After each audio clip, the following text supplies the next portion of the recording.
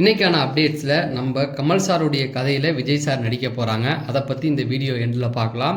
நீங்கள் இன்னும் நம்ம சேனலை சப்ஸ்கிரைப் பண்ணனா சப்ஸ்கிரைப் பண்ணிடுங்க. ஃபர்ஸ்ட் எடுத்தோன்னா ஜெயிலர் 2 பற்றின ஒரு அப்டேட் வந்திருக்கு. அதை பற்றி பார்க்கலாம். ஜெயிலர் 2 தமிழ் படமா இல்லை மலையாள படமா அப்படிங்கிற ஒரு பெரும் விவாதம் இப்போ போயிட்டு இருக்கு. காரணம் என்னன்னு பார்த்தீங்கன்னா, நம்ம நெல்சன் அவருக்கு மலையாள படங்கள் ரொம்ப பிடிக்குமா என்னன்னு தெரியல. ஜெயிலர் 1லயே பார்த்தீங்கன்னா மலையாள நடிகர்கள் நிறைய பேர் இருந்திருந்தாங்க.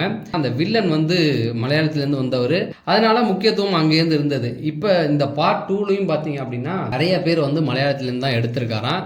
அதுவே வந்து ஒரு பெரிய குழப்பத்தை உண்டு பண்ணியிருக்கு. மோகன்லால் வந்து அந்த படத்தில் நடிக்க போறாரு. அதுக்கப்புறமேட்டுக்கு வீரதுரஸ்வரன்ல நடிச்சார்ல சுராஜ், அவர் நடிக்க போறாரு. அதுக்கப்புறம் இன்னும் ஒரு 5 பேர் வந்து புதுசா அதில் நடிக்க போறாங்க. ஃபகத் பாசில் நடிக்க போறாரு. இது எல்லாத்தையும் தாண்டி பாலகிருஷ்ணாவும் நடிக்க போறாரு. இந்த படம் பொறுத்த வரைக்கும் பேன் இண்டியன் பிலிமா தான் வரும். அதுல எந்த மாற்று கருத்துமே கிடையாது. இதுல என்ன அப்படின்னு பாத்தீங்கன்னா, மலையாளத்திலிருந்து கொஞ்சம் கூடுதலா ஆட்கள் வந்து நிறைய பேர் நடிக்கிறதா சொல்றாங்க.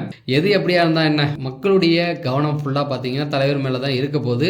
ரஜினி சாரை தான் பார்க்க போறாங்க. ஆனா அதுக்குள்ள சில பஞ்சாயத்துக்கள் வந்து அப்படி இப்படி போயிட்டு இருக்கு. இதுல வந்து இன்னும் பாலகிருஷ்ணா கிட்ட வந்து பேச்சுவார்த்தை போயிட்டு தான் இருக்கான். இன்னும் கன்ஃபார்ம் ஆகலையா.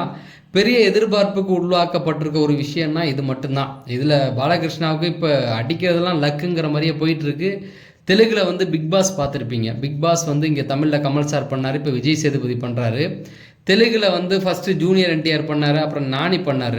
ஒரு 2 சீசன் முடிஞ்சிருச்சு. அதுக்கப்புறம் பாக்கி எல்லா சீசனுமே வந்து நம்ம நாகார்ஜுனா தான் பண்ணிக்கிட்டு இருந்தார்.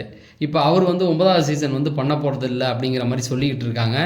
அதுக்கு பதிலாக பாலகிருஷ்ணா பண்ண போகிறாராம். இதுவே மிகப்பெரிய ஹைப்பு. ஏன்னா பாலகிருஷ்ணாலாம் சும்மாவே சம்பவம் பண்ணக்கூடியவர், சும்மா வழியில் எவனாவது போனால் கூப்பிட்டு அடிக்கக்கூடியவர். இவர் வந்து இந்த மாதிரி ரியாலிட்டி ஷோ பண்ணால் என்னத்துக்கு ஆகுறது, அந்த ஒரு எதிர்பார்ப்பு. அதை தாண்டி ஜெயிலர் 2ல் நேரடி தமிழ் படம் வேற, அதில் நடிக்க போகிறதா வேற சொல்கிறாங்க. நடித்தார்னா அது வேற லெவல் சம்பவமாக இருக்கும். கண்டிப்பாக மிகப்பெரிய எதிர்பார்ப்பாக இருக்கும் அப்படிங்கிறது தான். தொடர்ந்து பார்ப்போம் பாலகிருஷ்ணா நடிக்கிறாரா இல்லையா அப்படிங்கிறது. அதுக்கப்புறமேட்டுக்கு பார்த்தீங்கன்னா, நம்ம தக் லைஃப் படம் இருக்குது பார்த்தீங்களா. தக் லைஃப் படத்தோடைய என்ன சர்டிஃபிகேட் கொடுத்துருக்காங்க அப்படிங்கிறது வந்துருச்சு. படத்தோடைய ரன்னிங் டைம் இது ரெண்டுத்தையுமே வந்து படக்குழு வந்து அறிவிச்சிருக்காங்க. படத்துக்கு வந்து UA அப்படின்றத கொடுத்துட்டாங்க. கண்டிப்பாக கமல் சார் படத்துக்கு குடும்ப பாங்கான சர்டிஃபிகேட் கொடுக்க மாட்டாங்க. ப்ளஸ் ஆக்ஷன் அது கண்டிப்பாக வந்துடும். அதுவும் தக்கீஸுடைய லைஃப் ஹிஸ்ட்ரி அப்படின்னும் பொழுது ஆக்ஷனை பேஸ் பண்ணி தான் இருக்கும். ஆனால் அது எந்த அளவுக்கு ஆக்ஷன் அவங்க கொண்டு போகிறாங்க அப்படிங்கிறது தான் இங்கே மிகப்பெரிய விஷயம். இப்போ வெற்றிமாறன் அப்படிங்கிற ஒரு இயக்குனர் கையில் இந்த படம் கொடுத்துருந்தா கண்டிப்பாக இதை ஒரு ராவா இந்த படத்தை கொண்டு போயிருப்பாரு. ஆக்ஷன் வந்து வேற லெவல் சம்பவமாக இருக்கும். ஆனால் மணிரத்னம் இதை வந்து ஒரு ரியாலிட்டியை பேஸ் பண்ணி எடுக்கக்கூடியவர். ஒரு குறிப்பிட்ட லெவலுக்கு மேலே அவரால் ஆக்ஷன்லாம் வைக்க முடியாது அப்படிங்கிறது தான். கமல் சாரேவே இருந்தாலும் ஆக்ஷன்ஸ் வந்து ரொம்ப கொண்டு போக முடியாது. எமோஷனல் வந்து சென்டிமெண்ட்டை வந்து நம்ம கூட கனெக்ட் பண்ண வைப்பாங்க. அந்த மாதிரி தான் இதில் வருமே தவிர ஆக்ஷனுக்கு முக்கியத்துவம் இருக்காது அப்படிங்கிறது தான். இருந்தாலும் இந்த படத்துக்கு UA அப்படிங்கிறத கொடுத்துருக்காங்க. மணிரத்னம் வந்து ஒரு ஆக்ஷன் ஃபிலிம் பண்ணுறாரு அப்படின்னும் போது கன்னத்தில் முத்தமிட்டால் படம் பார்த்து அந்த படம்லாம் வந்து ஒரு மிலிட்ரி பேஸ் பண்ணி தான் எடுத்திருப்பாங்க, வார பேஸ் பண்ணி தான். அதில் அவரால் அந்த ரியாலிட்டி எவ்வளோ கொண்டு வர முடியுமோ கொடுத்துருந்தாரு.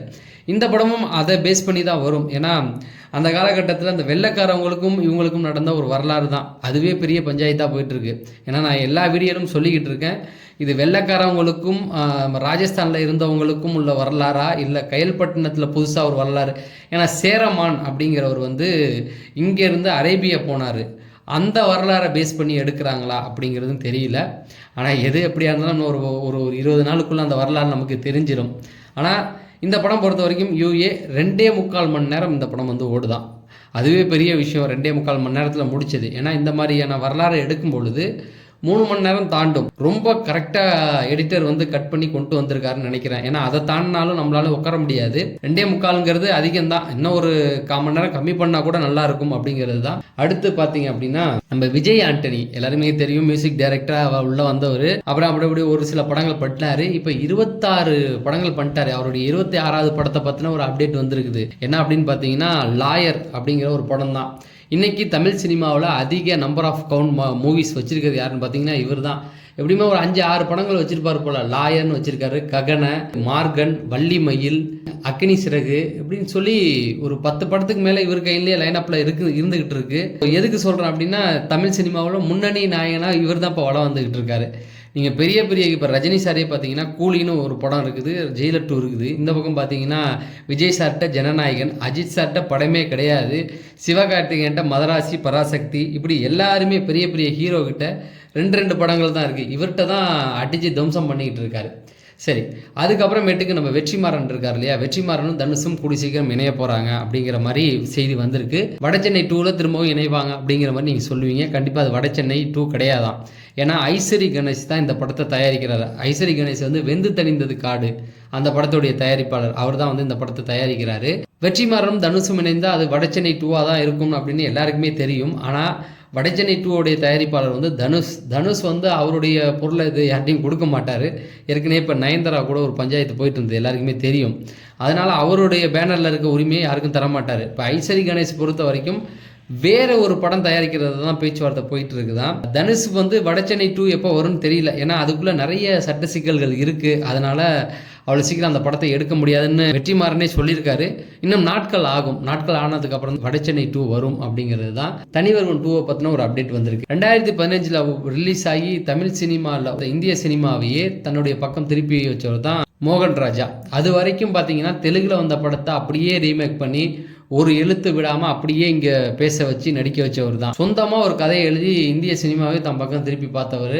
அதுக்கப்புறம் ஒரு படம் பண்ணார், சரியாக போகலை. அதாவது நம்ம சிவகார்த்திகேயனை வச்சு, அதாவது சிவகார்த்திகேயன்ட்ட காமெடி எதிர்பார்ப்போம், அவர் சீரியஸாக வச்சு பண்ணிட்டாரு. அதுக்கப்புறம் தெலுங்கில் போய் காட்ஃபாதர் லூசிபர் படத்தை வந்து அங்கே ரீமேக் பண்ணார். படம் வந்து அட்டை ஃப்ளாப் ஆகிடுச்சு. அதுக்கப்புறம் வேறு ஆப்ஷனே இல்லாமல் தம்பியை வச்சு தனிவர்மன் 2 எடுக்கலான்னு வந்துட்டார். ஸோ அந்த படத்துடைய ப்ளஸ் வந்து வில்லனா வந்து அரவிந்த் சாமி. இந்த படத்தில் அது கிடையாது. பட் 2023 இதை பற்றின ஒரு அப்டேட் வந்தது. அதுக்கப்புறம் அது அப்டேட்டாகவே இருந்துகிட்டு இருக்கு. அதை பற்றின எந்த முயற்சியும் போல. இப்போ சமீபத்தில் அது ஒரு அறிக்கை விட்டுருக்காங்க. என்னன்னா அதுக்கான ஒர்க்கு ஸ்பீடாக போயிட்டு இருக்கு, கூடி சீக்கிரம் படத்தை வந்து ஆரம்பிச்சிருவோம் அப்படிங்கிற மாதிரியான செய்திகளை கொடுத்துருக்காங்க. சரி, கடைசியாக நம்ம கமல் சாருடைய கதையில் விஜய் சார் நடிக்க போகிறாங்க அப்படிங்கிறது தான். விஜய் சாருடைய கடைசி படம் அதுதான் ஜனநாயகன் தெரியும். அப்புறம் என்ன கமல் சார் கதையில் அவர் நடிக்க போறாருன்னு சொல்றியே எப்படின்னு கேட்பீங்க. ஜனநாயகன் படம் வந்து பகவந்த் கேசரி அப்படிங்கிற மாதிரி சொல்லிட்டு இருக்காங்க. தெலுங்குல நம்ம பாலகிருஷ்ணா நடிச்ச படம். விஜய் சாருடைய கடைசி படம். அந்த கடைசி படத்தை பாலகிருஷ்ணா படத்தை ஏன் அவர் ரீமேக் பண்ண போறாரு? நல்லா யோசிச்சு பாருங்க. அதுவும் பாலகிருஷ்ணா படத்தெல்லாம் எவன் ரீமேக் பண்ணுவான்? அதுவே வந்து பல படங்களுடைய ரீமேக்காக தான் இருக்கும். பட் அந்த படம் ஒரு தரமான படம் தான், ஒரு நல்ல விஷயத்தை தான் அந்த படம் வந்து கன்வே பண்ணியிருக்கு. ஆனால் அந்த படத்தை ரீமேக் பண்ணி நடிக்கிற அளவுக்கு விஜய் சாருக்கு வந்து ஒன்றும் ஆயிடலை. ஏன்னா அந்த கதைகள் வந்து அந்த மாதிரியான கதைகள் அவர் நடிக்கணுன்ற அவசியமே கிடையாது. அதுவும் அவருடைய கடைசி படம், ரொம்ப முக்கியத்துவம் கொடுக்கணும். ரொம்ப நாளாக அந்த படத்தை தான் ரீமேக் பண்ணுறேன்னு அப்படின்னு சொல்லி இந்த சோஷியல் மீடியாவில் ஒரு பொருளையை கிளப்பி விட்டுக்கிட்டே இருந்தாங்க. இப்போ கொடைக்கானலில் ஜனநாயகன் படப்பிடிப்பில் ஒரு விஷயம் நல்லாவே தெரிஞ்சது. அவர் போலீஸாக வராரு. ஏன்னா அந்த தெலுங்கு இதில் வந்து போலீஸ் கேரக்டர் கிடையாது, சரத்குமார் தான் வருவார், வந்துட்டு போயிடுவார். அதுவும் ஒரு 2 சீன் தான் வந்துட்டு போவார். அப்போ இந்த படத்தை வந்து அந்த படத்துடைய காப்பி இது இல்லை அப்படிங்கிறது கன்ஃபார்ம் ஆயிடுச்சு. ரெண்டாவது அந்த ஃபர்ஸ்ட் லுக்லேயே வந்து விஜய் சார் வந்து ஆடியன்ஸை பார்த்து செல்ஃபி எடுக்கிறாரு. அந்த கதைக்கும் இதுக்கும் ஒத்து போகாது அப்படிங்கிறது நல்லாவே தெரிஞ்சிருச்சு. வினோத் வந்து கமல் சாருக்கு ஒரு கதை சொல்லியிருக்காரு. அதாவது தலைவன் இருக்கிறான் அப்படிங்கிற அந்த கான்செப்ட் தான் இது. அந்த கான்செப்டை தான் கமல் சார் வந்து விஜய் சாருக்காக விட்டு கொடுத்ததா சொல்கிறாங்க. வினோத் தன்னுடைய பாணியில் அதை வந்து வேற மாதிரி எடுத்துக்கிட்டு இருக்காரு அப்படிங்கிற மாதிரியான செய்திகள் வந்துகிட்டு இருக்கு. இது நடக்கிறதுக்கு நிறைய வாய்ப்புகள் இருக்கு. உண்மையாகவே தலைவன் இருக்கிறான் அந்த கான்செப்ட் தான் வரதுக்கு வாய்ப்புகள் நிறையா இருக்கு அப்படிங்கிற மாதிரி சொல்கிறாங்க. தொடர்ந்து இந்த மாதிரி சினிமா அப்டேட்டுகள் தெரிஞ்சுக்க நம்ம சேனலை சப்ஸ்கிரைப் பண்ணுங்க. கண்டிப்பாக சப்ஸ்கிரைப் பண்ணுங்க. ஏன்னா வீடியோ நிறைய வியூஸ் போகுது, யாரும் சப்ஸ்கிரைப் பண்ண மாட்டீங்க. சப்ஸ்கிரைப் பண்ணுறது மட்டும் இல்லாமல் அந்த பக்கத்தில் இருக்க பெல் ஐக்கானை கிளிக் பண்ணி ஆள் கொடுத்தீங்கன்னா நான் வீடியோ போடும்போது தான் உங்களுக்கு நோட்டிஃபை ஆகும் அப்படின்னு சொல்லி நான் விடைபெறேன். நன்றி, வணக்கம்.